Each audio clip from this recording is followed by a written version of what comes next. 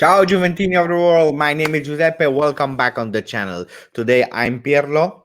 I'm not Giuseppe, I'm Pirlo. I'm super happy. I'm still super happy. Why? Because we have been back to winning. Winning 4-1 versus Spezia. First half was a drama.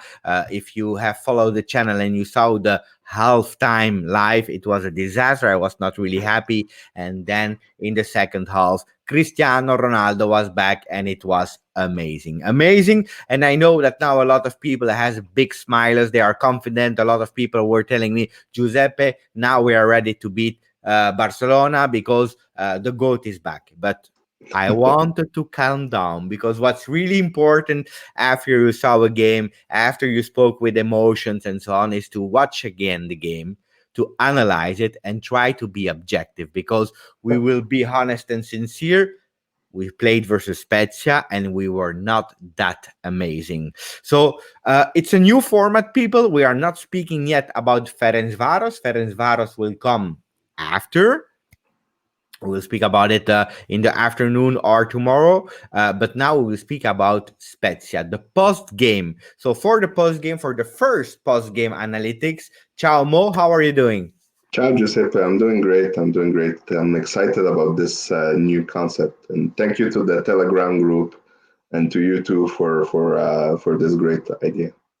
Yeah, I'm excited because we always speak about the pre-game, what will happen, but then we never take the moment to see if we were correct or not and to analyze where we were good at and bad at. So guys, if you want to, for the people, and it should be strange, but that doesn't know Mo yet, go. He's called El Tactico, but on Twitter you can find him under at Chehali. So let's start with the first image you have chosen, Cristiano Yeah. Ronaldo. So why did I pick that? You can see on his face, he's looking at the score. He wants to go in. He's tired of staying. He stayed too much at home. He wants to play. Mm, and I believe we all had that face at that particular time. We all wanted to go in, and I believe even me, I could play better than what the team was offering at that moment. I believe. I don't know. What about the statistics? Because we won 4-1, and again, I Yeah. repeat, we were all saying amazing and great and great and great, but then we see the stats. What about the stats, Mo? Yeah, so we had most possession, which you would expect much more from Juventus. 56%. It's still not great. They had a lot of downfalls during the game, so we have to watch out for those. Shots, they shot more than us uh, off target, most of them, but still, this is something we have to watch out. We shot four on target and we scored four, so Yeah. this is something really well. Um, the most important thing as well is we had more passes. It was more fluid. Not as much, and we'll discuss why, not as much as I wanted. The problem with the passes, again, is they're horizontal, they're not vertical. This Hmm. is uh, this is what we need to fix. And then we have a really special image that's called heat map. Not all of us are familiar with heat maps, Yeah. especially this one because it looked like an animal and then something really red. What does that mean, Mo? So here it's the number of touches. Okay. The more touches you have in an area, the more red you're gonna find it. So it's becoming hotter there. And Yeah. then when you have very few touches, it goes from orange, yellow, green, and then blue. So But this is what we see here. we have two images. Is this Spezia and this is Juve? That's correct. Yes. Okay. So on the left, you have Spezia. You see they were well balanced. They focused a lot on the sides. Uh, on the right, we have Juve. Juve, you see a large concentration in the middle and in our own half, not even in Spezia's half. And this shows you that the three defenders, the three midfielders, most of their touches, it was in that area. And Mhm. this is an issue. We need to fix that. Sterile possession. Yeah. Then you have chosen a few key mans. We Yeah. start with the first one. Yeah, so Art McKennie, to me, he was really, really good. He played a key role. He provided a lot of support to Cuadrado. That was really amazing. The way we're gonna present it here is, as you said, is key players, but we're gonna relate with other players when we discuss one. So here we're gonna focus on McKennie, but look at the others as well. So this is the 4th minute. You see Cuadrado has the ball always on the right. McKennie is playing the second striker role. He's next to Morata, so he's providing support. That's really key during that game. Dybala, the problem is Dybala, as usual, he goes back, so we see him here in McKennie's role, which is not his role.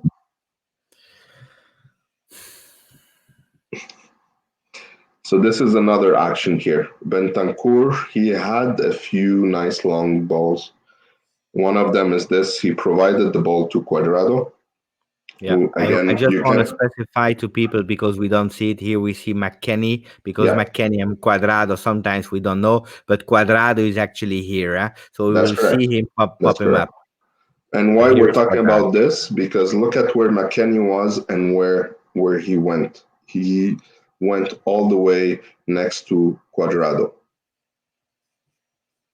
So he was really, really important for all the plays that we were doing on the side and also penetrating inside the box. Were you surprised to see McKennie that offensive? Yeah. We saw some of that against Sampdoria as well. He penetrates well the box. He disappeared a bit against Roma, but again here same thing. You see Bentancur to Danilo, who's way up by the way, passing the ball to McKennie. Yeah. Morata, he did well in attracting the defenders. The problem again is Dybala staying at the back there. I will And show it again. McKennie, what I love the most about McKennie is that he was in front of goal. He could have lobbed it. He could have dribbled or something. He preferred the safe thing, passing to Morata, and Morata could not miss from there. This So is that the kind of Barca style. Huh? Barca is always like this. yeah, Pass and the that's the ball. 1-0 action, right? That's the 1-0 action. Pass the ball to whoever is open. Even if you have a chance to score, if you have some percentage, a higher percentage of success, when you pass the ball, do it. This But you really unselfish. see the work of Morata there, huh? Because Morata was able to free himself. And that action, because it's at the 14th minute, but it reminds me totally another action that happened actually before. So I want you to take us through that one because you had a beautiful image of Dybala. Yeah.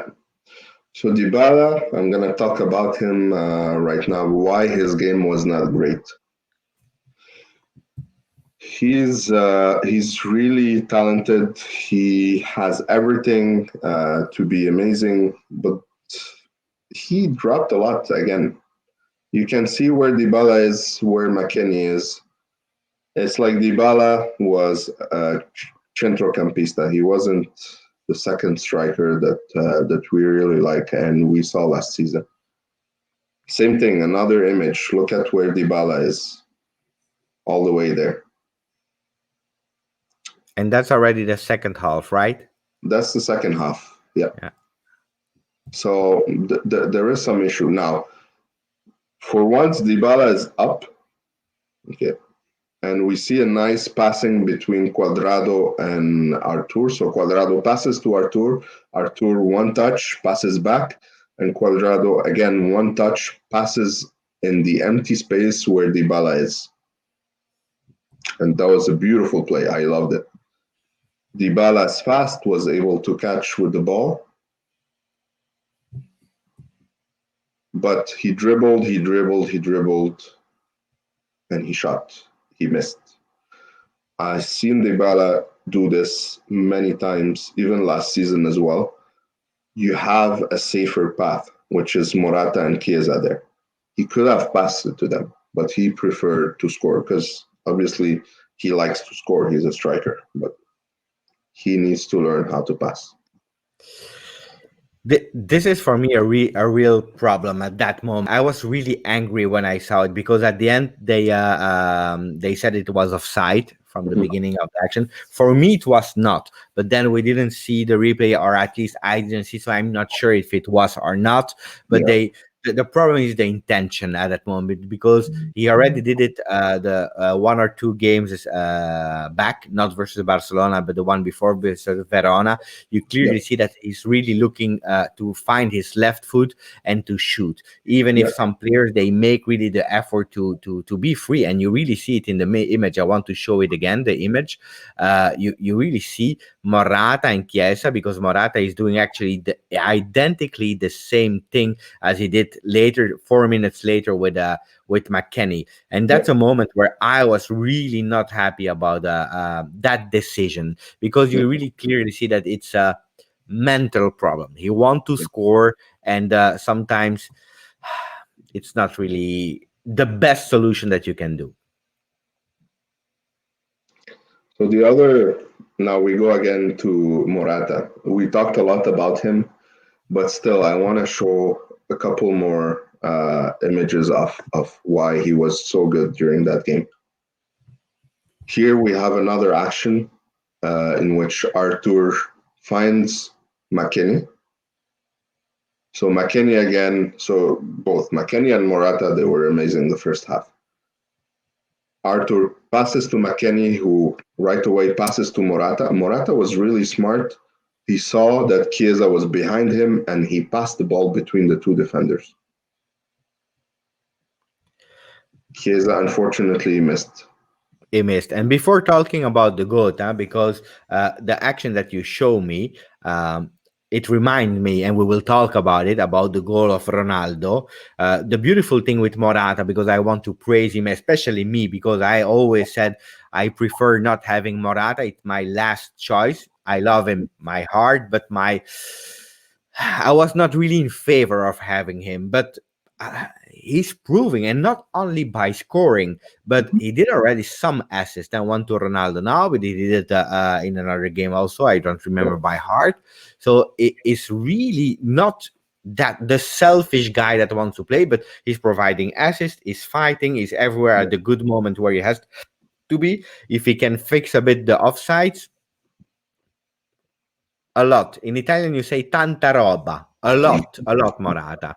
So let's speak about Ronaldo, because he changed the game, obviously. yeah. So you could feel right away as soon as he went in, he knew exactly where to position himself. He was a real striker. You can see it. Morata found Ronaldo in an empty space there, so it was beautiful. Again, Morata was very crucial, like you said, in finding those empty spaces. But Ronaldo just went and scored and celebrated right away. Like it was a few seconds after he went in. 126, and I will tell you why 126 more, because it was the birthday of Juventus did 123 years, but Ronaldo, he lives ahead, he said, I will not do 123 seconds, I will wait a bit more, because I want to respect Juve, I want to do 126. Maybe he will extend his contract 2 years more, who knows, let's see. uh, But it's not only good at the goal, because he also No. make a really beautiful movement that I loved. Yeah. So here, why am I picking this action? Just focus on Ronaldo in this case. Ronaldo is not only he didn't just go and position himself to score. No, but he was tracking back, similar to what Dybala was doing to provide support. This time he was doing it on the left side with Chiesa. So this allowed Chiesa to see Rabiot and pass him a very nice ball. Rabiot went all the way. He dribbled and scored. But again, look at the options he had.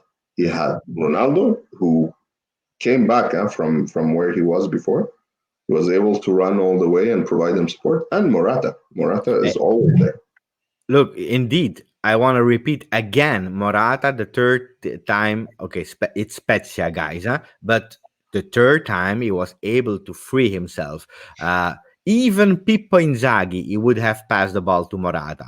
Even Pippo Inzaghi. Rabiot decided not to. He did really great action. But if he missed, then we would have been here today to kill him. And then you want to speak about the defense as well. Yeah. So we focused a lot on the attacking side. Now let's take a look on the defense. When they defended, it's true, like what Pirlo said, 4-4-2. And here Yeah. you can clearly see it. Quadrado, Demiral, Bonucci, Danilo, that's from the beginning. Ramsey and Rabiot, they replaced Arthur and McKennie. Yeah. But even when Arthur and McKennie were there, you also had that 4-4-2. So that was really key, and they play very close to each other. So there is no space. A lot of people are also saying Chiesa is not good in defending, and it's probably true because it's not his main skill. But look how he's respecting the line, and he's watching. You really clearly see, he's watching Yeah. his men. So not bad at all. Yeah, absolutely. Now, the parts I didn't like at all, one of them was this corner. This one, I hated it too much because no one jumped. No one jumped. Luckily, Gigi Buffon stopped it. They scored. It was offside. But come on, guys, you can't just leave the Spezia player score from there or shoot, and expect Buffon to do miracles at this age. You have to do much better. The other thing I did not like at all was how on the left we had a lot of players go there when we don't have the ball. Is it a lack of trust in Danilo? Probably, because we're going to see it on many occasions. So look at where Bonucci is. Danilo is there as well. Yeah. Demiral has to cover. Bentancur is there. Arthur is there. It's for two players. And look at him. He's coming. He's calling the ball. It's so dangerous because there is only McKennie that normally should totally not be there. There is only McKennie there. There's only McKennie. And you know what's the worst part about the last action? Is that they were able to get the ball out and keep it and pass it to the other side with all those Juventus players. This is an issue. We need to fix that right away. And again, this is another example why it's a big issue, because this is how they scored. Look at Danilo, Bonucci, Bentancur, Arthur, same players, all together on one player, Bartolomei, who still, with all that covering, managed to pass to Pobega, and Pobega scored. Yeah. I just want to show something for the people. This is not the same action, because we have here the 9th minute where they did not score, and then we have here the 32nd minute where they did score. So it's two totally different action where we do again the same mistake. I wanted to show that. Absolutely. So we need to work on those. This is a big issue. What I wanted to recap a bit, because we were, or I was at least, I was super enthusiastic after the game because we won, and it is what it is. But when you go again and you look in detail, you clearly see that we did great things. There are some ideas. So when people are saying Pirlo out, I saw already some strange comments like that. You really see that the team is following him and is trying to do, Morata being able to free him up himself 3 times in the same game, and probably even more that we didn't even notice. But it's something that they tried. Morata is one of the players also that trained the most with Pirlo, so he tried. He provides assist, but you see also McKennie coming up. Arthur did quite well, I believe. So you clearly see the positive sides, but then you see that there are a lot of things that they have to address, and that going from 3 to 4, 4 to 3, 3 to 4, sometimes it can be a bit confusing for the players that are not yet used to it. So I can't wait to see again more than De Ligt, because I want De Ligt as soon as possible, but even Alexandro. I think Alexandro, from the moment that he will come back, he will take again that role of going up and down, what Quadrado is doing a bit now.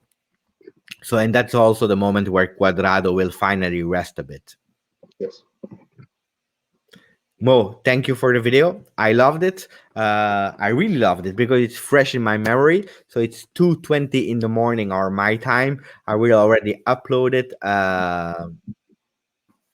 So that people can enjoy it if they want to, and then we are ready, because this is a secret for the people that watch until the end. We already prepared Ferencvaros, so I will put that tomorrow evening, so that we have probably maybe at 6 before the game of Inter Real Madrid. No, Real Madrid Inter without Lukaku. He stayed in Milan. He's not there for Real Madrid.